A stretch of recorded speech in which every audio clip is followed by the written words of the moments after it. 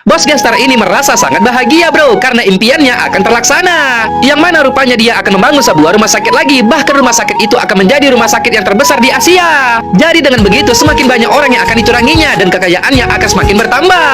Namun ketika bicara tentang pembangunan rumah sakitnya itu nanti, ternyata si Tara ingin meletakkan batu pertamanya bersamaan dengan kepalanya si abang kece bro. Dia ingin si abang dihabisi. Sontak mendengarnya si Jide pun berkata kalau dia yang akan melakukannya.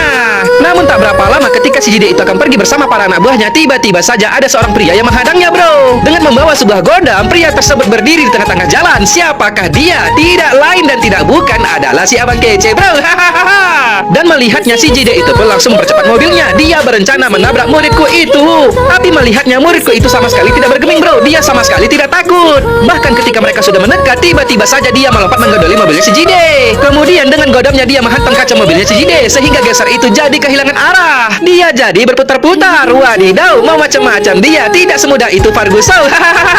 Bahkan setelah itu si abang melemparkannya keluar, sehingga geser itu pun jadi tergeletak di aspal. Dan tentu saja dia pun sangat marah. Dia menyuruh anak buahnya untuk menyerang si abang. Tapi melihat auman si abang, mereka jadi ketakutan dan lari terbirit-birit bro.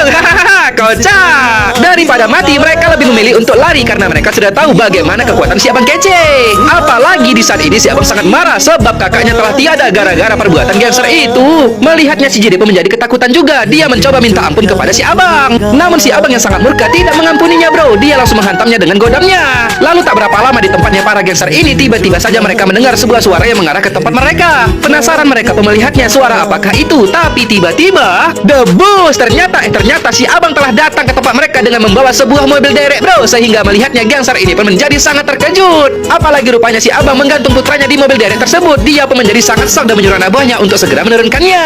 Wadidaw, berani macam-macam mereka dengan si abang kece ini bro. Hari itu si abang diam ketika dihajar mereka karena dia ingin menyelamatkan kakaknya. Namun karena kini kakaknya telah tiada, dia pun ingin membalas perbuatan mereka itu dan berkata, aku bisa saja membunuhnya dari tadi, tapi aku ingin dia berteriak di hadapan kalian semua. Mendengar kata-kata si abang ini, bos gangster itu pun menjadi marah juga bro. Dia menyuruh anak buahnya untuk segera menyerang si abang. Tapi melihatnya si abang kece ini langsung mengambil sebuah besi dari dalam tanah, dan dengan besi itu dia langsung menghantam siapa saja yang mencoba mendekatinya. Kali ini dia tidak menahan amarahnya lagi. Satu persatu para gangster itu dipukuli sehingga mereka pun jadi terdumpang. Namun ketika itu si abang ini jadi terhenti bro karena dia mendengar suara tangisan bayi. Dan ketika dia melihatnya, ternyata gangster itu telah menculik bayi kakaknya, ibunya dan juga si gadis cantik. Sontak mengetahuinya, dia pun menjadi sangat terkejut dan juga menjadi ketakutan. Dia langsung menurunkan besi di tangannya. Dia tak berani melawan lagi karena takut keluarganya itu akan dilukai oleh mereka bro. Jadi wadidaw, cerita ini semakin menarik bro.